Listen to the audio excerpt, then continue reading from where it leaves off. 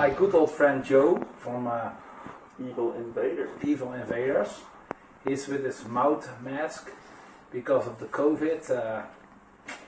He was not allowed actually to come to Netherlands, but visiting his good old buddy Marco.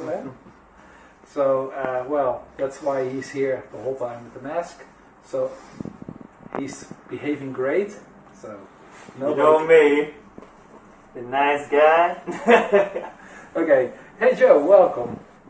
I think we haven't met before. No, it's the first time. Okay, no, well, it's very nice that you're here after a long time. Yeah. It's been a year nearly. No. No, I saw you in summer. Yeah, I've seen You came over to my place. Oh yeah, several times, yeah.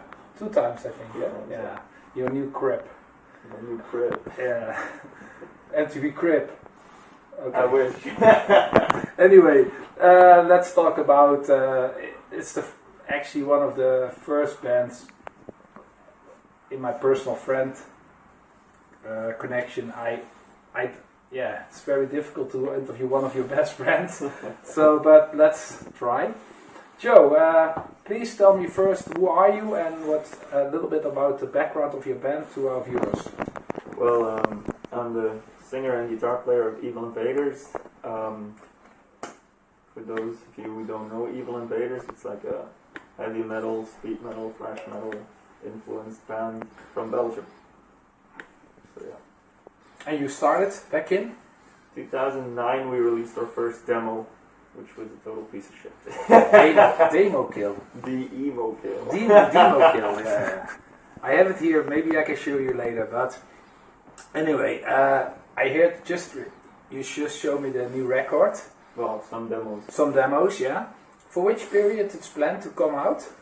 Oh, well, it's hard to say with the situation, but I think we're not going to release it next year because of this COVID situation. We don't know. We immediately want to tour right after the release, so I guess it will be 22, unfortunately. Yeah, I got that. But hey, it's more time for us to make it amazing. I just heard your songs and there's a lot more variety in the songs. The one song is a must to check out for the Crimson Glory Queensryche fans around. So, because that song, what's the name of that song actually? I'm not gonna say. Oh, you're not gonna say. But but I love that you're song. You're privileged to hear it. Okay, but I listened to it and I said, whoa, your voice is gonna be. It sounds like Midnight and Geoff Tate. Yeah. That's your opinion. I That's don't my think opinion, I reached that level yet. No, it's hard, but it's coming near. It's really good, Joe. And the other songs were, yeah, it's the typical speed and the vocals are typical Evil Invaders. But that song, that's magic, and I really like it. It's a complete new chapter for the band, but well, that's what we always try to do when we write new stuff. We don't want to write the same thing all over again, so we're always experimenting, and right now is the perfect time because we got nothing else to do apart from working and writing music. So yeah, nobody working at the moment. Everybody is sitting at home doing nothing. No, I mean, yes, we're working on the music, working on music and working, having jobs, you know. So the normal work life started again. Yeah. You can't escape anymore with music. But you are a musical teacher, right? Yeah, Guitar teacher, I started giving guitar lessons because of the COVID situation. I couldn't have any shows. I needed some money, so I started teaching guitar. You like it to do it? Yeah, it's cool. But of course I prefer playing live and stuff, you know. But I mean, it's nice to actually see progress in the students. Yeah. And when they really come and they have to me with their problems, like, why doesn't this sound good? And I just give them some tips, and immediately you see progress in their playing. So that's really cool. It's also an honor. Out of that too, you know. Probably it's also an honor for those kids to that they have lessons from a local musician who's quite known in the area. Yeah, but like I used to, of course now those lessons stopped, like the group lessons I had in like the local music store. Yeah. But often they didn't know who I was. So that's I kind of like that theory. That's cool too. Yeah. I don't want them to be like, oh, it's this guy from this. No, I'm just a dude who's teaching you guitar, you know. Yeah. Of course, the little kids would ask like, so do you play music? And I'm like, yeah, I play some music from time to time. From time to time, yeah. I try not to you worry not to, separate the two. Were you before when you were in Japan or America? Did they ask you things like that? Did you tour with your band and stuff? Yeah. Anyway, so the COVID has a big influence for you as a musician and as a touring band. For all musicians. And has it also its positive sides, the COVID? For me, the timing was perfect because I was like, I mean, apart from the last shows we had to cancel from our tour in March. Yeah. Like schizophrenia. Yeah. And Angelus Apatria. But like apart from that, I came home and I had a lot of time to renovate my entire house. Yeah, because you just moved over. I just moved in and we didn't have a kitchen, we didn't have a bathroom, so there was work to be done, you know. So otherwise it wouldn't be done yet. No, probably not. So yeah, with this sitting at home a lot to get creative in other ways, you know. I mean, for me it was cool because I've been touring a lot since 2013, almost non-stop, like with on and off on the road and just trying to be more fresh than living in a rush. You know, you're always like looking ahead, and now I don't have any future plans. I'm just like, okay, let's just focus on writing music now, and I can choose, like, if I wake up and I'm like, I gotta write songs now, I'm just going to the computer and start recording my shit, you know. So that's an advantage when you're on tour and you wake up in the bus in the morning and you're like, oh, I got ideas, and then you try to record them on your phone by doing like blah blah blah blah blah, blah and just writing it down and like whistling melodies, recording them in your phone, but then you come home and the moment's gone and you kind of missed out on some cool ideas. Like, for me it's very important that I'm in a flow when I write music. And right now, if the flow comes, I drop everything I'm doing and I run straight to my music room and just start recording. So that's an advantage for me. Songwriting goes well. I get a lot of inspiration. What about orders through the web shop? Are they going well? They're going okay, but of course, the fans didn't forget you. They're still asking for you. That's cool, because I think when it's very quiet, when your band is too long on hold and doing nothing, people forget. Yeah, it's crazy, man, how fast people forget. But yeah, now everything's on hold, so it's the same for everybody. So I think there's nobody who can steal your spotlight, you know. Nobody. There's nothing going on anymore. No. So. It says it's good things. For me, actually, it's not. I was, for myself, I was need this recovering time, and also and I would get your liver back in position. So that's, for me, it's not. But now I'm getting fed up with it too. I like to go to shows again. I think everybody's getting fed up with it. It's too long. Long. Hey Joe, I want to ask you tell a bit about your musical influences, because we know Evil Invaders, speed metal band from Belgium, but I put some records here. Can you tell me something about these records, what they mean for you? I take first this one. This one is like one of my favorite records of all time, because you listen it from start to finish and first of all, it's one big story, which I like. It's like every song is related to the next one that's coming. And just the drum parts on this with Nicky D on drums is fucking amazing. Awesome drummer. The guitar solos as well. The uniqueness of this record, like and the covers, magic. Yeah, really cool. Like Stephen King. Yeah, exactly. Yeah. What's cool about this is that it's fucking unique. You know, there's no other band that sounds like this, and to you, my mind was blown the first time I heard it. Yeah, I have the same with this one. Especially, I bought it for the cover in the first place. I was 10 years old. I saw this cover, wow. And then and the band pictures, and then the music was good too. So awesome. Okay. Them from King Diamond. A must, and one of the preachers from Joe Evil Invaders, top 5, I think. Yeah. Okay, the next one on my list. This one. This was actually the first Sabotage record I ever heard. Was Power of the Night.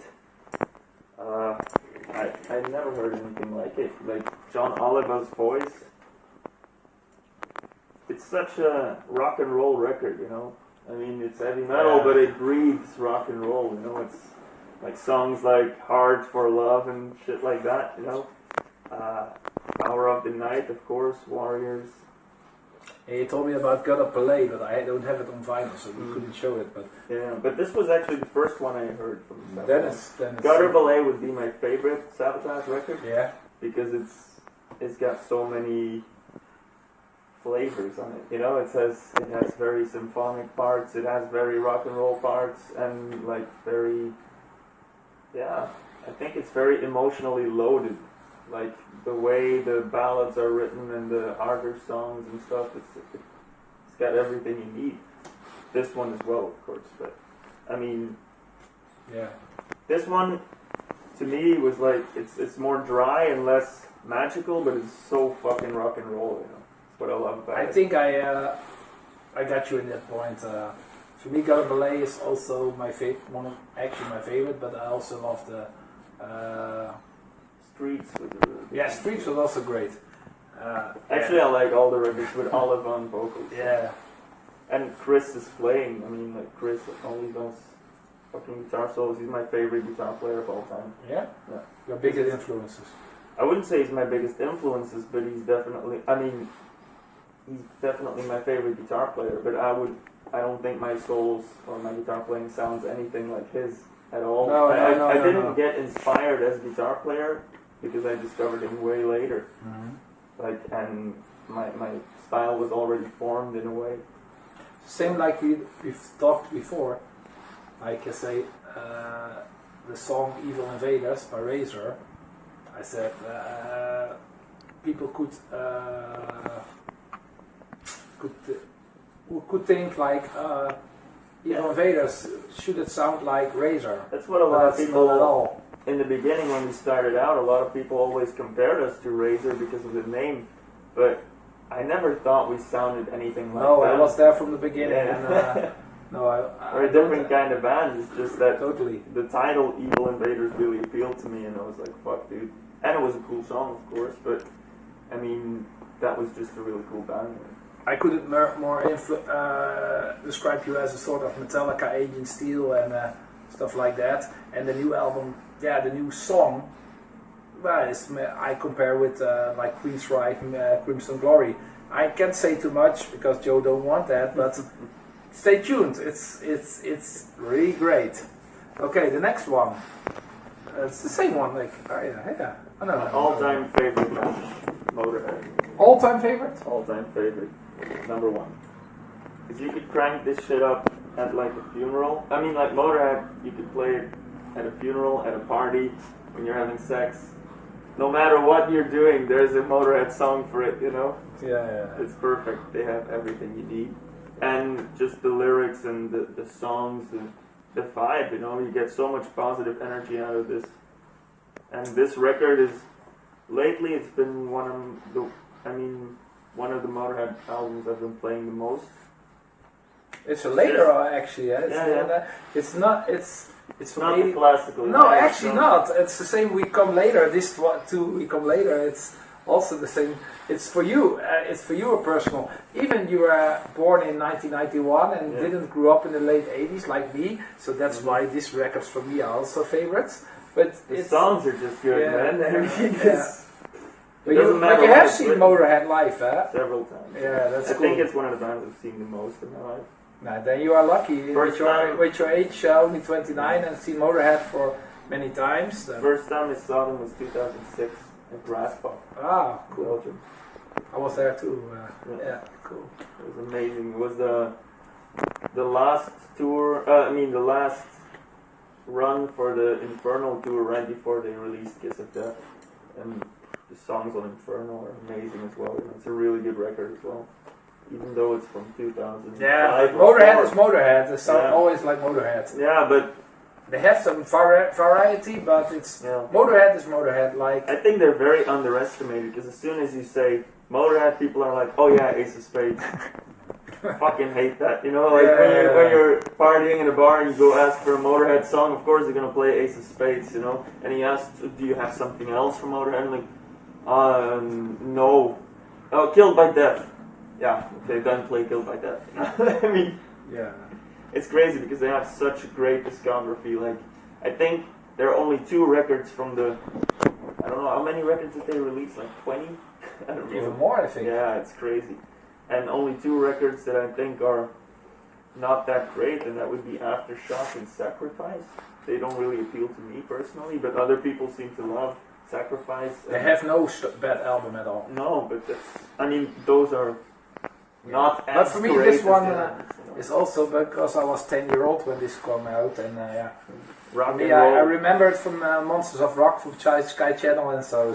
Also, just the idea, like, rock and roll. it's like the cover, Motorhead, and it has no title. Oh, because of course, it's rock and roll. Okay, we go to another underrated classic. That's this one. Why you didn't choose For Bother by Blood, actually?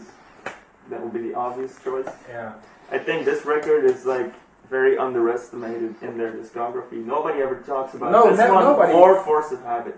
Those are the 2 records they don't talk about. Force of Habit, I mean, considering it's a 90s record, it's a good record. It has great songs on it, man. It's I also very like slow. the Temple of the Damned, the reunion album. That's one of their best records. Yeah, for me too. But I mean, this one has so much aggression and anger stored into it as well. Lunatic Parade. Yeah. Yeah, it's one of my favorites. It's unfortunate that it's not Tom Hunting on drums, because it's Nick Mendes, I think. But that's a less point, because Tom Hunting is really one of the main characters of the band. But Impact is Imminent. Impact is Imminent is a great album. I think so too. Songs like Only Death Decides, dude. I love that song because it's so mid-tempo, and I was like, and then the double leads in it. It's a very elaborate song, you know. I mean, there are so many. It builds up so well, it breaks down in the middle, and then it comes back, and it's just so in your face, mid-tempo song, you know. And then shit like, for example, Lunatic Parade or Objection Overruled, Within the Walls of Chaos. This album, Exodus Impact is Imminent, is for me, it's like Crack Brain from Destruction. It's underrated, and Tom Hunting is not drumming on this one, and Smear is not singing on Crack Brain, and those are main characters of both bands. But indeed, a great album. The last one. This is an album we listen very much, when we were in the car, everywhere where we go together. The ultimate party record. Yeah. Turbo, Judas Priest. Yeah. Remember all like after parties and stuff, when you're cleaning up your house. Private property! Yeah. With the broomstick. Like mopping all the beer from the floor and the puke from the walls. You know? It's an awesome album. Yeah. It's an album everybody hates. To me, there's only one filler on the record, and it's Rock You All Around the World. Well, it's also a great song, but for me, the rest is just Private Property, my favorite. Parental Guidance, also Reckless. Reckless, these are my 3 favorites. That's to me too. For Hot you too. for Love, dude. That's less. And Locked In also less. Locked In. Turbo Lover is too cliche, but it's good too. But for me, Parental Guidance, Private Property, and Reckless. Out in the Cold. Out in the Cold, I forgot that. Anyway, Wild Nights, Holly Crazy Days, all the songs are great. Let's fuck it. It's Turbo by Priest. Yeah. Anyway, these records, I just want to talk with Joe about these records. Joe, some final questions. you're also building guitars, right? Yeah. Can you tell me a little bit about that? Well, that's like what I do when I'm not on tour. I repair and I build guitars like from scratch. Yeah. So like for example, now I'm building a guitar from a tree that was cut down like I think 7 years ago. Yeah. In our yard, with from my parents' garden. Yeah. So I let it cut into boards and then dried them for like 3 years, and I'm making guitars out of that now. You know, so it's fun. It's cool. Yeah. Like so yeah, people can just if they say like, okay, I got this idea of this guitar shape, but it doesn't exist, but I would really like it. They just send me a sketch and I'll realize it. Like you already you get working like questions from known guys who ask you for building a guitar for them. The problem is that most musicians don't have money. Yeah. And if I build a guitar, it's all done by hand, so like the price range of guitars would be like around 2,000 euros per instrument, which I think is reasonable for a custom guitar. Yeah. But I mean, most musicians can't fortune. They can't afford it. I mean, like, or they can, but then they're not like the professional ones, because the professional ones get sponsored by Jackson or Gibson or whatever, you know. So they don't have to look for guitars because people throw at them. Throw them at them, you know. But right now I'm building one for Dado from Aterso. Really? From Italy. Ah, nice. So. Oh, the band also released their second album with me on Headbangers Records. So yeah. Dado's a great guy. Dado, we love you. Yeah, and some final things I'd like to know. What are your future plans for? We have to wait till the COVID is over. But when it's stable, what are your plans? Where you want to go? Doing the same what I've always been doing. And are you allowed to go back in the US? I hope so. We'll find a way. Yeah, because it's tell a little bit the story from the US. You're banned from the USA, right? We're banned from the ESTA visa, which is like the cheap tourist visa you can get to go visit the United States. So then when we arrived in the USA and we didn't have the right paperwork, because we should have like a working permit, although we weren't making any money. It's weird, no. It's a fucked up situation. It was because the promoter was making money that we needed a working permit. So we were badly informed. So they sent us back, but on the other hand, they made us sign a form where we like declared that we violated the laws of the USA. They got our fingerprints and shit. So I don't know what's going to happen. We'll just make sure that we get the right paperwork next time, and I don't think there will be a problem. But visiting as a tourist will be pretty expensive for me. Like if I would just go, for example, with you or with my girlfriend or whatever, then it would be pretty pricey for me to go there. So, thank you, USA. USA. Anyway, but there's plans enough, and there are enough countries in the world you can still visit. Yeah. Japan is one of your main countries. Main country. Yeah. You've been there 2 times. 3 times. 3 times already, with Mickey. Yeah. Yeah, he brought you over. Yeah. He's a nice guy, yeah. Amazing dude. Yeah. I know him. He's a cool guy. So that's Well, Evil Invaders, the last note, young band from Belgium, played grass pop, buckle pop, wakke, obscene extreme, many festivals around. Hellfest, you played Hellfest? Not yet, but I hope so. That would be really cool. That will be cool. I've been there in 2014 with a lineup with Aerosmith, Black Sabbath, and... Were we together? I saw Hans there. I was there too, yeah. It was fucking cool, dude. Yeah. SOD was playing. No, MOD.